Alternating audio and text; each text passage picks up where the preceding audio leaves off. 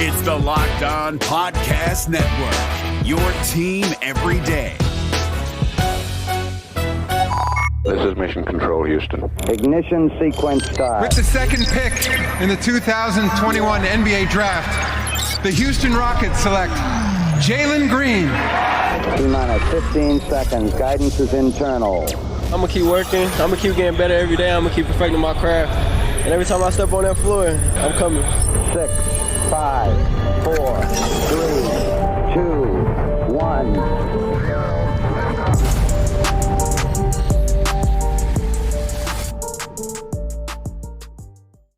What's up, and welcome to another episode of Locked On Rockets, the best and only daily podcast covering your Houston Rockets. As always, I'm your host, Jackson Gatlin, native Houstonian and partner at Apollo Media. Be sure to follow along on Twitter at JT Gatlin, the show, of course, at Locked On Rockets, as well as at Apollo HOU. And if you enjoy what we do here at Locked On Rockets, do me a huge favor, subscribe to our brand new YouTube channel, subscribe wherever you listen to your podcast, free and available on every single platform you can imagine, Apple, Spotify, Google, the brand new Odyssey app, you name it, our podcast is there. Now, joining us as we continue our Southwest Division breakdown series is none other than the host of the Locked On Pelicans podcast, Jake Madison himself. What's up, Jake? How you doing, man? Not too much. Happy to be on talking some hoops with you today. Absolutely. And we're going to, we got a lot to dive into here regarding the Pelicans. I want to, kind of get an idea of where the Pels are at as I don't want to say Southwest Division rival, because it feels like the Rockets and Pelicans have never necessarily had like a rivalry between them two. It's usually, right, you consider the Rockets and then the Spurs and the Mavericks with the, the Texas triangle of sorts. But it always just kind of feels like the Pels and the Grizzlies are kind of just like, in the Southwest Division, and there's like a healthy, like, understanding of one another between the teams, but it's not necessarily the rivalry that the Texas triangle is, right? Is that fair to say? Yeah, I think that totally fair. I will say though, like Houston has traveled well to New Orleans. There's usually a good section of like Rockets fans in the Smoothie King Center making some noise, which riles up the Pels fans that are there. So like you see it because of like the close proximity and easy drive just along I-10 to get there. But no, I'm with you for the most part. It feels like it's more New Orleans and Memphis, and then the Texas teams are kind of separate from all of that. And Houstonians love to hit up Lake Charles on their way in and out of Louisiana. So that's definitely a thing that happens. With that, Jake, before we dive into kind of this preview that we've got outlined for our listeners, I wanted to ask you, because you brought up a really interesting point. Obviously, we've had the news recently coming out for the Houston Rockets that John Wall planning to sit out and, still remain with the team, but sitting out, not playing in games, kind of opening up the pathway for this youth movement for the Rockets, for the young rookies to really get more playing time, more reps, all of that. And you drew a parallel on Twitter to kind of the similarities between this situation and the situation involving the Pelicans with one Anthony Davis. So I wanted to spend a minute and kind of give you a chance to talk about that and where you think, there might be a little bit of hypocrisy with the league, maybe not stepping in with this situation, because at least to my knowledge, the difference that is kind of between what happened with AD and the Pels and John Wall and the Rockets is AD and the Pels, right? AD and Clutch Sports wanted AD to play, whereas in this situation, it seems like John Wall is content to sit out and they actually don't want him playing. So where's your head at regarding this? So look, there's some differences to this, like totally, but I don't think from what the league did to New Orleans, where they fined the Pelicans, right, for trying to sit a healthy Anthony Davis. When Anthony Davis did want to play, he made that trade request public and kind of went all toxic and like did the nuclear option on this sort of thing, right? Like kind of similar to what happened with James Harden. That's the playbook now to force your way out of a team. New Orleans like, screw you, we're going to sit you, we're not going to play you then, because one, you don't want that guy to get hurt if you're trying to trade him, right, and tank some of their value. And then the league basically fined New Orleans and was like, you've got to play him. Here it's different because it sounds like both parties, John Wall and the Rockets, have agreed that like this isn't the best fit. I shouldn't play. We shouldn't play you, and we should go with the good youth movement to not try and, and we don't want you to get injured too, given the history, to potentially tank whatever trade value he has. And like when you try and it's not that high, right? It's impossible to figure out a trade with $44 million and $44.7 million in salary in the next 2 years. But the league came to New Orleans, and it wasn't like this is a one-way street. It was just more, he's a healthy player, you need to play him. That's kind of the situation with John Wall, right? Like he's not injured. He's healthy. He should be playing games, maybe not every day, maybe not back-to-backs, but he should be playing. Just to sit him it's hypocritical from that sense. It's not the wrong decision, right? Like, I don't think it's necessarily the wrong decision for Houston. I don't even think it's the wrong decision for John Wall to be like, I'm going to step back and not do this right now. But if he's healthy in the leagues, like you're supposed to play healthy players, it comes into the whole load management thing too, right? Play these guys when they're healthy on your team because that's what fans want to see. That's where the league came in on. And that's why if they don't step in here, it's a little bit hypocritical. I also don't actually really care that much about it, to be perfectly honest. Teams should do what's in their best interest. And this is in the best interest of both parties. So like, screw it. But it's not a fan-friendly thing. That's where I don't think the NBA is going to do anything. And it's not as a big name anymore as Anthony Davis was. But that's where I think there's some hypocrisy there. And I'm inclined to agree with you. And I think it does kind of differentiate itself in the sense that, right, AD's, top 10, top 5 player, right? A very recognizable face in the league, star caliber talent. He's going to put butts in seats, that kind of thing. And so they don't want to miss out on that, as well as the fact that they did want him to get those reps, those minutes. I mean, I do think it is a little bit hypocritical, but at the same time, the situations are a little bit different for a lot of the reasons that you already outlined. I just wanted to give you an opportunity to highlight it because I think it's interesting looking at situations like that and thinking, okay, well, how much, how different do these situations vary, first off? And then secondly, right, if the NBA is going to jump in on a Pelicans-like situation, but then not say anything to the Houston Rockets, it is a little bit hypocritical. But then where do you draw the line, right? Because there's other situations, right, where, looking at what the Rockets are doing right now with John Wall, it is in the best interest for Wall and probably for the Rockets. But then there's those past circumstances that are a little bit frustrating to go back on. And I think you and I both are just like, if the NBA could just have some level of consistency with some of these like decisions that they make across the board, seemingly, it'd be pretty nice. But unfortunately, that's not the world we live in. Yeah, no, exactly. Like it just isn't. And look, I think these teams also, they're independent entities. They should run themselves. If this is what they want to do, you kind of let them do it, whether it's a mistake or not, right? And I also look at this and kind of wonder, is it in John Wall's best interest not to play? And I'm not entirely sure. And I know he's kind of saying and doing all of the right things here and not making it toxic, but you're an NBA player. You want to play basketball for the most part. That's what these guys want to do. So for a player to come out and be like, no, it's cool, I'm not going to play, is a little bit weird to me. And I wonder how much of this is just the Rockets being like, no, and he's just kind of rolling with it because what's he going to do? And he's saying all the right things to at least kind of save some of his reputation, maybe, or not drag this out. I don't know. But also, like I said, I don't really care. Like, it's fine. The Houston Rockets can do what they want to do. It's totally cool in my book, but there is no consistency with the way the NBA enforces this. Yeah, it's a little frustrating to say the least. But now that we've kind of nipped that in the bud, I want to dive into our Pelicans preview series. We're going to get there in just 1 second after a quick message from our friends over at DirecTV. Because look, does this sound familiar? You got one device that lets you catch the game, another that lets you stream your favorite shows, and then you're watching sports highlights on your phone, and you've got your neighbor's best friend's login for all the other good stuff that you're missing out on, right? Let me tell you about a simple way to get all that entertainment that you love without the hassle, a great way to finally get your TV together. It's called DirecTV Stream, and it brings your live TV and on-demand favorites together like never before, so you can watch your favorite sports, movies, and shows all in one place. That means no more juggling remotes, no need to buy another device ever again. And the absolute best part, there's no annual contract. So get rid of the clutter and the confusion and get your TV together with DirecTV Stream. You can learn more at directtv.com. That is directtv.com. Compatible device required. Content varies by package. And continuing on here at Locked On Rockets, your daily podcast home for everything Houston Rockets basketball, chatting with Locked On Pelicans host Jake Madison. Now, Jake, where I want to start things off with to get a kind of an understanding of where the Pelicans organization is at and where they're headed. What were your expectations kind of going into this past campaign, this past season for the Pelicans? And did they either did they play at your expectation level? Did they kind of play below that, or did they exceed your expectations for this past season? They definitely did not exceed my expectations this past season. Look, last year was a bit of a disaster. I don't know how low the bar was set for you. Okay, I'm just giving you a chance. All right, man. No, I appreciate that. I'm sure the Pelicans wish the bar was lower than it actually was too, because I've been pretty hard on them the past year. Look, you had Zion Williamson going into this year. You had a new head coach in Stan Van Gundy that seemed like it could work out. At least on paper, it sounded good, and they spun it really well. And this was a team that was supposed to defend at a high level, build around Zion, and get into the playoffs. He's a transcendent player. He's probably the best prospect coming into the NBA since Anthony Davis, the most hyped guy coming into the league since LeBron James. You've got to win when you have a guy like that. And when you trade Anthony Davis and get an all-star next to him like Brandon Ingram, like your rebuild is jump-started. It doesn't take you 3 or 4 years to get into the playoffs. The timeline is significantly much more accelerated than it normally would have been. And man, they couldn't even get the 10th seed. And they were really healthy all year long. Like there's no other way to put it other than, no, it wasn't a success.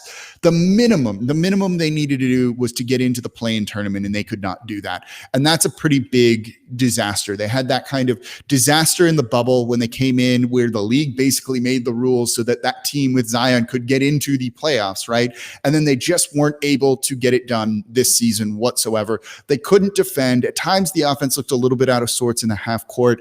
The roster clearly didn't have enough shooting on it. Stan Van Gundy was just an outright disaster. And firing him after 1 year, looking back on it, right, like that makes the season look even worse. Like that's the guy you hired, when all of the stuff that's come out of that after is like, how in the world did that guy get the job?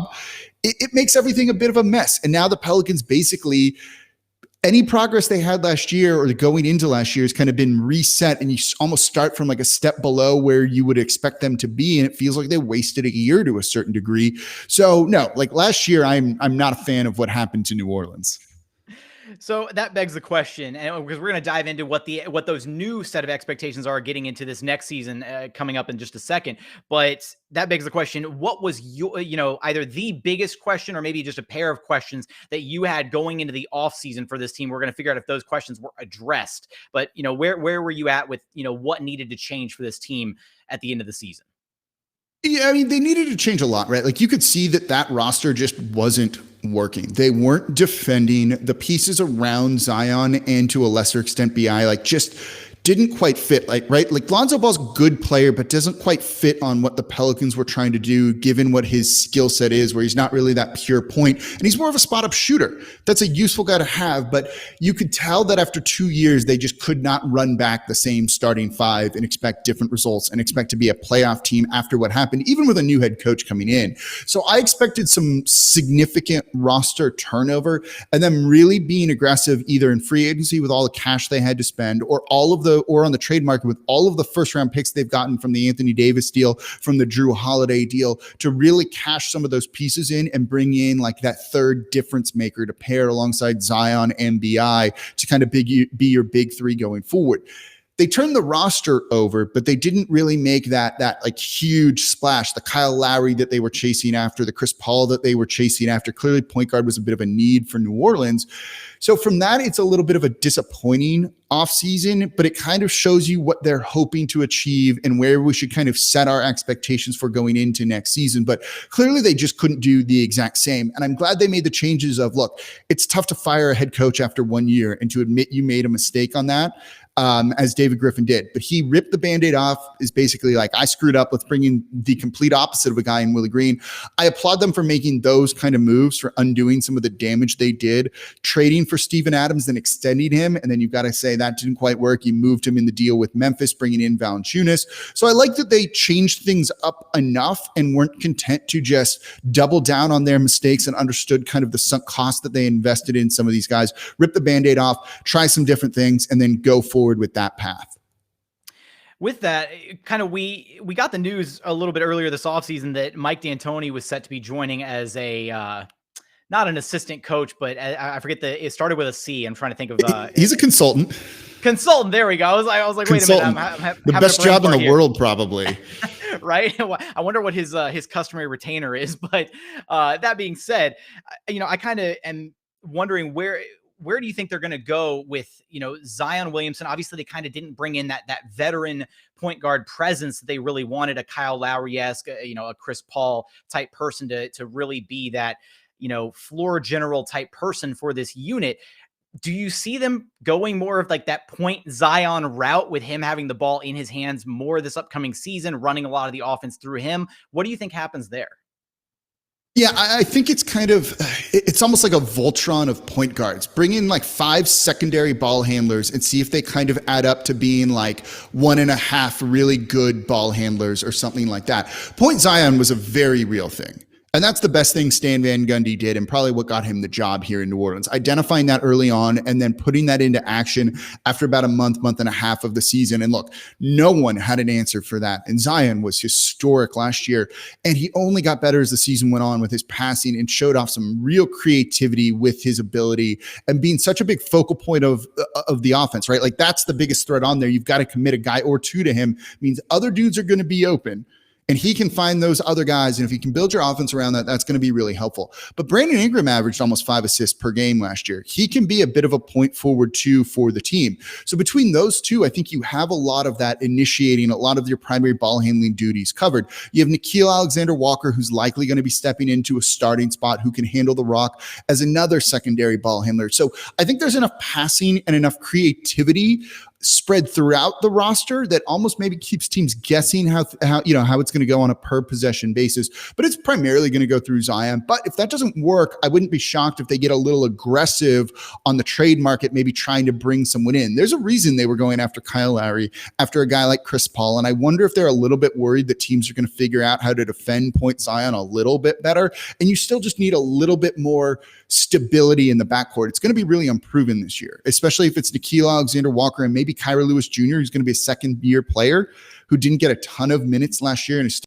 really raw. Maybe it's Devontae Graham, but he's more of a spot-up shooter than a point guard or anything else like that. So I think they'd still like to add somebody like that. So it'll remain to be seen. But going into the season, it certainly looks like it's going to be the Point Zion show and to a lesser extent, the Point BI show. Is there anybody you're talking about, that they still might need to fill that void? Is there anybody that you currently see or have on the trading block for the Pelicans? Somebody that, you could see being moved in a deal either at the trade deadline or a little bit later on, maybe not quite that far into the season, to really, round out this roster and get them that more true facilitator that they may or may not need. Maybe, they get into a month into the season, they realize the Voltron of point guards isn't quite working. They need a more practiced hand at that starting one spot. Yeah, so it's funny because I actually on Wednesday did a show of like, would the Pelicans go after John Wall, and is there any sort of trade that makes sense? One, I don't really think there is a deal. Let's just kill that right now. That makes a ton of sense. As I said, it's tough to figure it out with him and the money that he's owed, but he's a buy low candidate, right? Like you don't need to give up a first round pick or even second round picks to get him. And in theory, Houston's giving stuff to you to kind of take him on. You could build a trade package around something, but I think, it'll depend on a couple of other pieces for New Orleans too. If third-year center Jackson Hayes really comes on and looks like a guy who can be a starter, he's a better fit in the front court next to Zion than Valanciunas is. Valanciunas has a nice three-point percentage, but doesn't shoot threes and isn't a threat there and isn't a vertical spacing like lob threat, right? Like you don't really need to defend him down low and you want him doing post-ups against you. He might beat you that way, but it's not the most efficient way to play basketball. And you don't want that necessarily next to Zion. So if all of a sudden Jackson Hayes is ready to be the starting center, I think you could move Valanciunas on that expiring deal. Josh Hart is essentially on a 1-year, $12 million deal, which makes him maybe a bit of an appealing piece in a trade somewhere. Plus you have some salary in Tomas Satoransky. Those would be the 3 players after December 14th that you could include in a trade for John Wall. Those are kind of like the big things, right? Like they can't trade other first round picks at least one season after this one because of the Devontae Graham deal. So they're like a little bit limited in what they could do in terms of trying to upgrade the roster this season. And this kind of comes down to like what the whole theme of the season is going to be. You're going to ask me about expectations. Look, the way they get good this year is if they have a lot of internal growth. That's what they're banking on. They didn't bring in the big pieces this offseason to really elevate them as a contender, in my opinion. Are they better than they were last year? Yes. Are they significantly better? I'm not so sure, to be perfectly honest. But if Nickeil Alexander-Walker emerges as a dependable starter, if Zion takes a step on the defensive side of the ball, if Jackson Hayes is ready to be a near starter level center, that's how this team really takes a big step forward and makes a dent into the playoffs and isn't just a play-in tournament team. And that's really what they're banking on because they struck out in free agency this year. So if you're telling me right now, you're David Griffin and you have on the table an option of, what do we have? Josh Hart and Valanciunas and who else we got in Satoransky. Satoransky. There we go. That's like the only way it makes sense. let's say for John Wall, Daniel House Jr., and Kyrie Thomas, you're not pulling the trigger on that deal? Not yet, unless things have gone really, really poorly here in New Orleans. But so here's another thing to keep in mind for New Orleans, though, in a potential John Wall deal. If they can get a first-round pick that's this coming year or the year after that, it frees them up to trade the other one. They owe next season's first-round pick to Charlotte. So because of the step-in rule, they can't trade the one the year after that. You can't owe consecutive first-round picks. If you can get a pick in one of those 2 years, you can start to trade some picks around then and make another move during the season leading up to the trade deadline. So if it's John Wall and a first round pick for those 3 players and whatever it takes to kind of make that stuff work, and then that frees New Orleans up to use a first round pick to trade for someone else before the trade deadline too, it's John Wall and another player for those 3 guys, not just John Wall coming back for those 3 guys. That's where things get a little bit more complicated and you get so many moving pieces in there. That would be, I think, the main motivation to do a John Wall deal. But I think things would have to go really poorly for New Orleans to feel that desperate to kind of bring that on. All right, well, that's fair. Desperation times for New Orleans calls for desperation measures. Possibly, we'll see if we cross that bridge at some point in the season. But want to dive into the expectations coming forward for this season, the way the lineup is going to look for the Pelicans, and we're going to get there in just a moment after a quick message from our friends over at Built Bar. Because look, if you've never had a protein bar that you actually care about, you got to check out Built Bar. They've got so many amazing flavors to choose from. Raspberry, mint chocolate brownie, salted caramel, my personal favorite, the coconut brownie chunk. You absolutely can't go wrong with a single bar on their menu. Every single bar is low cal, low sugar, high protein, high fiber. They're great if you're on a keto diet, great if you're trying to lose weight, and you can check them out. Just visit built.com and use promo code LOCK15 to get 15% off your very next order. Again, that's built.com using promo code LOCK15 for 15% off your next order of the best tasting protein bars you will ever have by built.com. And another message from our friends over at betonline.ag, because look, we got football back, basketball right around the corner, baseball still going strong. BetOnline also has you covered for UFC, MMA, you name it. They've got it over at BetOnline AG. It's your number one spot for all of the pro and college football action this season. They have a new updated site and interface, even more odds, props, and contests. BetOnline AG continues to be the number one source for everything football, as well as the other sports I already dropped for you. So head over to their website and sign up today to receive a 100% welcome bonus when we use promo code NFL100 or Locked On. Again, that's promo code NFL100 or promo code Locked On to receive a 100% welcome bonus. That's BetOnline, your online sportsbook experts.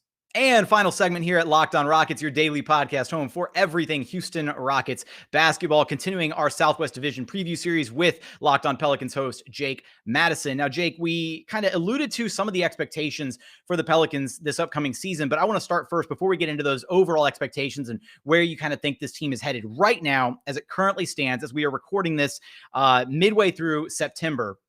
What is your expected starting 5 for the Pelicans, and kind of who do you expect to be the main contributors off the bench? Probably like the rest of that, 8, 9, 10-man rotation, so to speak. Yeah, so this is still in pencil. We've got a new head coach coming in. We don't quite know what he's going to go with. And then the other thing to keep in mind with a lot of this is David Griffin, kind of picked this coach to be to a degree, someone he can kind of micromanage to an extent with the roster and the rotations and all of that. If there's guys in combos he wants being played, Willie Green is going to play those guys and test out some lineups and different rotations and things like that. But obviously you're going to have Valanciunas there at center. You have Zion at the 4, BI at the 3, and then it's most likely going to be Devontae Graham and then Nickeil Alexander-Walker in the backcourt. There's some way that maybe BI moves to the 2 and you start a guy like Najee Marshall at the 3 and just put some more size out there on the wing. I don't think that's going to be the direction that they're going to go, but certainly it's going to be a possibility if they want a guy like Devontae Graham, maybe running the bench unit, something like that. But I think they want a shooting out there to space the court a little bit better for Zion Williamson. Coming off the bench, you're going to have guys like Josh Hart, Kyra Lewis Jr. In the front court, you're going to have Jackson Hayes, who I think is pretty close to being an NBA starter to a certain degree. agree. You've also got to have Trey Murphy III in there, the rookie from Summer League who really lit it up, can defend multiple positions. Then you probably on the end of the rotation are going to have a guy like Garrett Temple, just that vet that can cover a couple of different spots. It's going to give you 5 minutes here and there.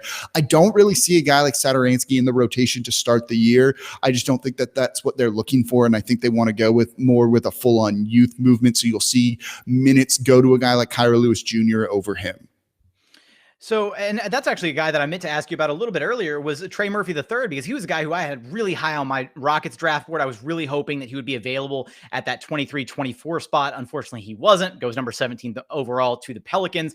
But he was a guy that the more and more that I watched, his tape, got more accustomed to what he was going to bring to the table. Lengthy 3-and-D wing, your prototypical 3-and-D wing, right, at the NBA level. And what did you see out of him in Summer League? Are you really, do you think he has a chance to really crack that rotation, get significant minutes in his rookie campaign? Give me your thoughts on him. Yeah, definitely. And this was a guy that New Orleans was really, really high on. They have been scouting him for about 2 years now or so, and they brought him in for some of the first workouts they did this offseason in the lead up to the draft. So they would have been comfortable taking him at 10, I think.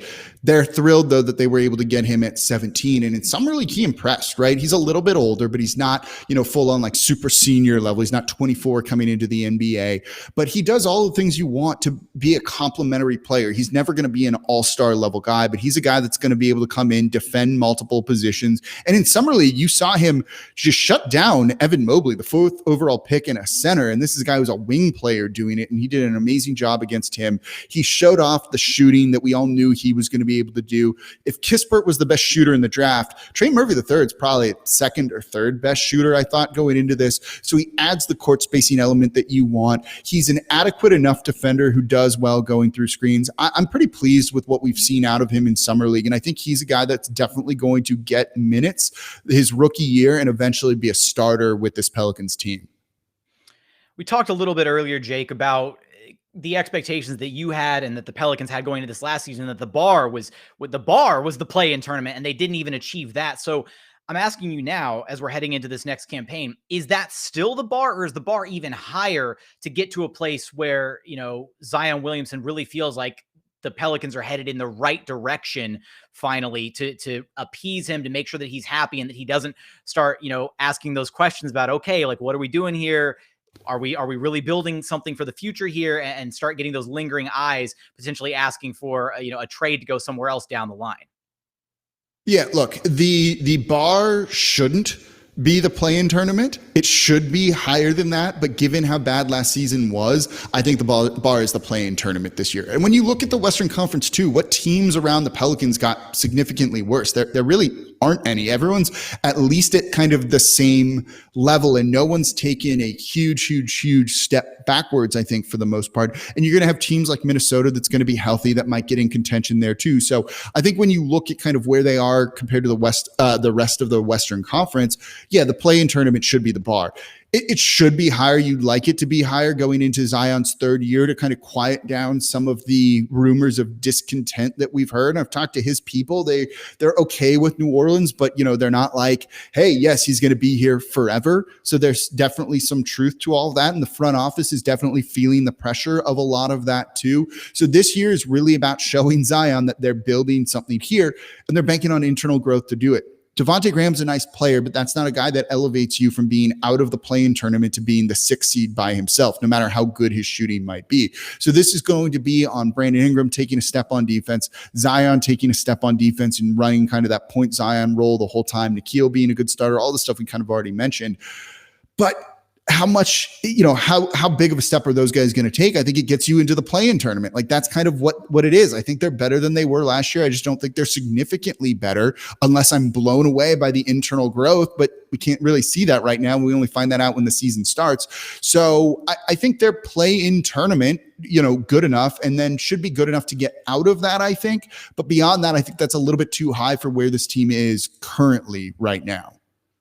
When I look at the kind of the bottom teams of the Western Conference, that bottom third, I've kind of picked the Spurs, and as silly as it sounds to decide to bet against Greg Popovich, I've kind of picked the Spurs as the team that I'm going to fade out of who made it into the play in this past season. I've actually picked the Pelicans as my team that's going to make it out of that bottom bunch. I've discussed this. I've heard you on Locked On NBA talk about this. There we go. I think that the Pelicans have a really talented duo when you look at Zion and BI. And I think there have been some questions about how well do those two truly complement each other. But at the end of the day, talent trumps fit all the time at the NBA level. And I think those two guys are too talented of a duo with the other pieces put around them to not make it. When you look at the fact that they're only 2 games out of the play-in tournament this past season, right? So, a few things break a little bit differently this season. We could have been talking about the Pels in that spot that the Spurs were occupying. And I think that's exactly what we're going to see this upcoming season. No, you're not wrong. And that's why I kind of have the bar set for them there. They're better than they were last year. And look, they were terrible in clutch games last year. If 2 or 3 of those go a different direction and they don't blow double-digit leads in the fourth quarter like it's a regular thing, they're into the play-in tournament. And the bar this year is even higher than what it was for, than what we have it set right now. As you said, the duo there of BI and Zion is really good. And I literally just did a show talking about how they fit well together. I actually think the fit's really good, especially offensively. BI, if you look at his numbers, they're literally exactly the same from the season before when he won Most Improved Player and was an All-Star. And he did it with a completely different shot profile because Zion was injured most of his rookie year. BI had to come in, play a bit of a different scoring role and shoot more from mid-range and kind of hunt for different shots in different areas. And he did it wonderfully. That's the sign to me of 2 guys fitting really well, I think. And as you said, they're so talented. The question is, can they do it on the defensive side of the ball? I think this is where having just a new head coach is such an important thing. Defense is more about buy-in than necessarily anything else, I think. And these guys did, especially Brandon Ingram, hated Stan Van Gundy. BI despised that dude. Zion was okay with him. Having a new head coach that can just reach these guys in a different way and get the most out of them and get their buy-in, I think goes a really long way towards helping New Orleans get a couple of more wins this season. And as you said, a couple more wins gets you into the play-in tournament. That probably can get you out of the play-in tournament and into the playoffs. And that's where I ultimately think New Orleans is going to end up. Got one more thing for you, Jake, before we wrap this thing up. We're going to pivot a little bit back towards Rockets just ever so briefly.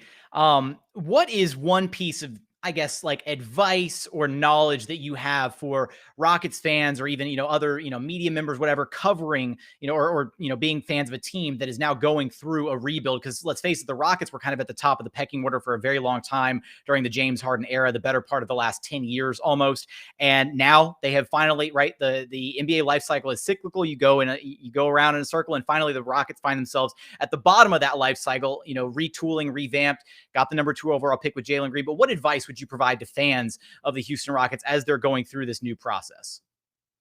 So it's a couple of ways that I could give some advice on this. I've gone through this a lot. I want to know why to laugh. Why to laugh? It's because what I'm going to say is listen to you. Listen to Jackson. Because bad teams get overlooked by national media, and there's a lot of bad narratives about bad teams and wrong narratives about bad teams because they're not paying attention to them. But Jackson is, and he's covering this team on a daily basis. Yes, I'm on the network too, and that sounds so self-serving in a way, right? But it's true. One of the things that I've dealt with, and I've started as a fan, then I've been doing this for almost 10 years now, and kind of that fandom in you just gets killed the longer you cover a team, right? I don't ride the roller coaster of emotions nearly as much. I'm just dead on the inside, and I can deal with good or bad in any positive way. And it actually kind of sucks, but it helps in the real bad times where I don't care when Kendrick Perkins says stupid things about the team that I covered because I'm dead on the inside. So ignore all of that crap. Listen to Jackson, who's covering the team, who knows these young guys that are stepping in and is going to be giving you the insight that you need to kind of follow and look for silver linings and hope for the future. And don't worry what the national media outside says, because they're frankly going to be wrong because they're not watching the Rockets.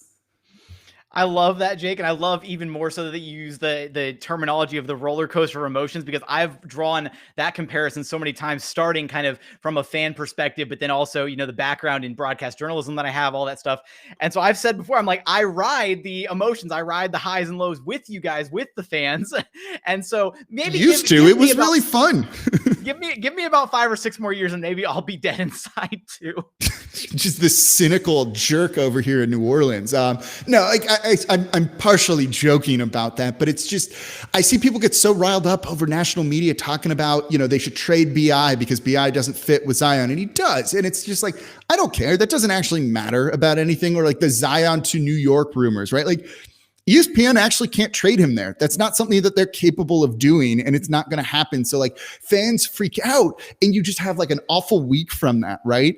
And I'm just like, I'm good. I'm whatever. I'm going to do my show, and everything's fine. So it's like, tune all of that stuff out because it's only going to make your life miserable. I'm here in Alabama with big like Alabama family and everything. And so you hear Nick Saban always talk about it as like rat poison. And I've learned like, yeah, that's not just like something he says to keep his players like motivated and making them think they're bad when they're not. Like, it's actually kind of true, and it can just make your life miserable. So ignore it. I love the advice, Jake. I appreciate it. And I appreciate you taking the time to be here with us on our show. Let everybody know where to track you down at. Of course, at Nola Jake on Twitter, and the host of the Locked On Pelicans podcast on Wednesdays on Locked On NBA. All right, Jake. Always a pleasure to be able to talk hoops with you. Absolutely. Thanks for having me on, man. All right, that's going to do it for today's show. Hope you enjoyed our continuing Southwest Division preview series with Jake Madison of the Locked On Pelicans podcast. That's going to do it for today. As always, thank you so much for watching. Thank you for listening, and we look forward to having you back right here at Locked On Rockets, your daily podcast home for everything Houston Rockets basketball.